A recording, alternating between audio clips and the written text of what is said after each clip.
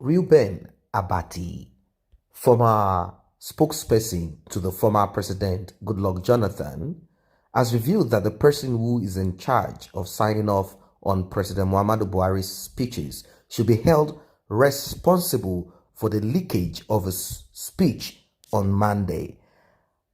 I know that a lot of people do not necessarily care to listen to what Buhari has to say, since his speeches has always been written. It is not something that he himself is actually thinking about.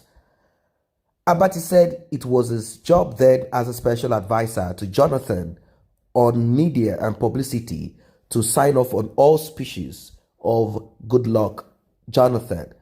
Today, Femi Adesina is holding the same office held by Abati 5 years ago, being the spokesperson, the spokesman to Major General Muhammadu Buhari, the president of Nigeria.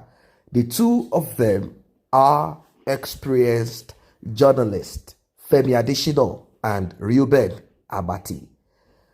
Discussions about President Muhammadu Buhari's Monday speech being in circulation before the president mounted the podium to read it out have dominated the social media space. Many described this as unethical and a breach of trust. The fact that President Buhari's speech was already trending online, people already read his speech. It's like what they call expo back in those days. People already know, they know what Buhari is about to say because the speech is out there. Someone leaked the speech before Buhari himself decided to say everything. So people weren't expecting it any longer. I mean, things are changing. Things are changing. I don't know if it's for good. So many have described this as a breach of trust, even before the president appeared for the live broadcast. Speaking on the matter in one of the TV program, Reuben Abati said those handling the same office he held till 2015 should be blamed for the gaffe. He said there are protocols for drafting and releasing the speech of the president.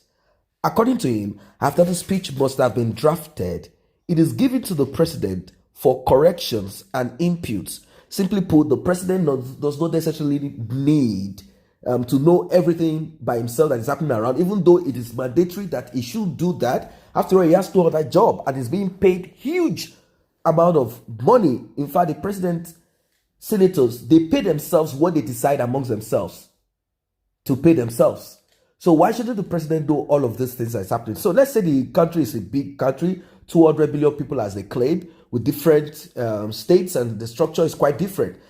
Well, there is someone, a representative or a specialist that writes speeches, and the president speaks about some other things, and he has advisors that talks about other issues that needs to be dealt with. I understand that that's how a country works. Even the United States of America is the same thing.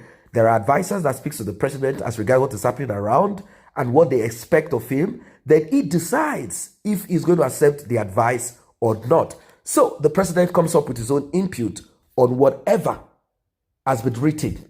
That is what it's supposed to be. But unfortunately, in this case, somehow the speech itself was leaked. It was leaked. Now, according to Abati, he said, after corrections and inputs, and after which the approved copy is signed off by an appointed person, he said during his own time, he used to do the work signing off Jonathan's speeches, adding that speeches never leaked out under his own watch.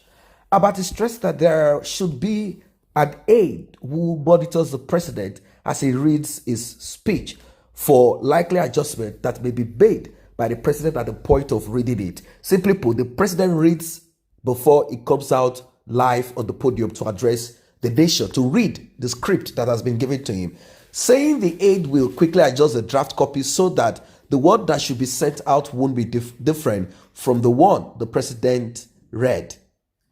Somebody will be on standby, who will be double checking the speech. If the president adds anything while reading, he corrects it immediately, so that what goes out at the end of the day is exactly what the president delivered.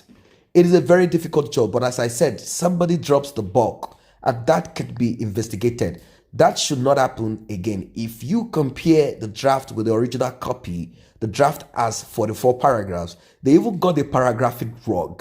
And the other copy that came out was 54 paragraph. This is a question of administrative error, and they will take their lessons from it.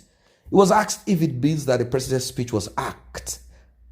Abati vehemently disagreed. Nobody can hack the president's speech. There is a process in place. Someone is to sign off on the president's speech. If they don't have that, then they should find somebody who signs off. Somebody must be responsible. We are talking about the president of the Federal Republic of Nigeria. It could not have been a hack. Somebody made a mistake. What kind of a nonsense hack is that? He said, when a draft speech is written, it goes through a certain process. Then the president looks at it, it makes input. You don't release it until the president himself has delivered it or towards the end of the broadcast. I don't want any explanation that doesn't make sense. You know what was my job at the point in time, Abati emphasized. Now, I don't know what you guys think about this. The president's speech was already out. Before the president himself addressed the nation. So people were reading already word for word what the president is about to say. And what they heard from him wasn't something that that is actually new. And people said that everything under this government is actually fumbling, tumbling, somersaulting, topsy-turvy, and full of chaos. A regime of things fall apart, and the center cannot hold. May God take control. Ever since Buhari stepped in, I understand that he is faced with certain groups of people that want things to be run in a certain way, the way they've been doing it all this while. But then people thought that he would have done and performed excellently, but he has underperformed. And what else do they expect? How can a sickly man perform excellently? How can a man that has military background perform excellently? He doesn't understand what democracy is all about. And aside all of this, what is the intellectual capacity of Buhari that would make him perform excellently? The only thing that APC government sold to gullible people is the idea, I call it an idea, of integrity. They said Buhari never stole. All the time he was in government. So therefore, Buhari should be the one that will be the flag bearer of APC, and they used him to get into that seat. Unfortunately, something else got played out. And now, every one of them, they are experiencing it. That is not to say PDP or previous administration or persons are anything better. There is a structure, there is a system that does not benefit any of the masses per se, because a structure has been put in place and they've left the structure that way, and they are not ready to do anything about it. So it's not only about Buhari or whatever it is. Buhari came in there. He made use of the opportunity of being there to take care of his health issues, his underlying health issue.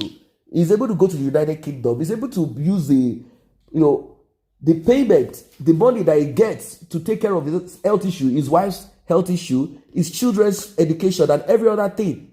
That is what Buhari came to finalize. He came to give his children and himself an estate, something to live on. That is all he came for. Yes, along the way, he might try, he's trying to fight corruption here and there. I've not necessarily seen 100% or to a particular percentage that you say, yes, this man has done excellently. No, he has not done excellently. And I'm not going to say Atiku is good for Nigeria. I'm not saying Obasanjo is good for Nigeria. Even Goodluck Jonathan is not good. There is none of them that we can say they are of any use. None of them is acceptable. I don't know if they are acceptable to you. You can drop that in the comment section. We are not making comparison of Goodluck Jonathan and Buhari here. Don't mistake what I'm saying. I'm looking at them individually, and I'm looking at their administration individually, and I'm telling you as a matter of fact that there wasn't anything productive that you can point your fingers to and say it's quite different from 25 years ago when PDP took over, and now when APC took over. It's It's more or less things are not getting in the right direction. I don't know what you think, what your own opinion is as regards this. I know a lot of people will first comment, let us break. I also second this, but then I always point out something. I said, yes, it is good to de-escalate issues, but let us be mindful of something that we've not always looked at, ethnic issues, even when people break apart.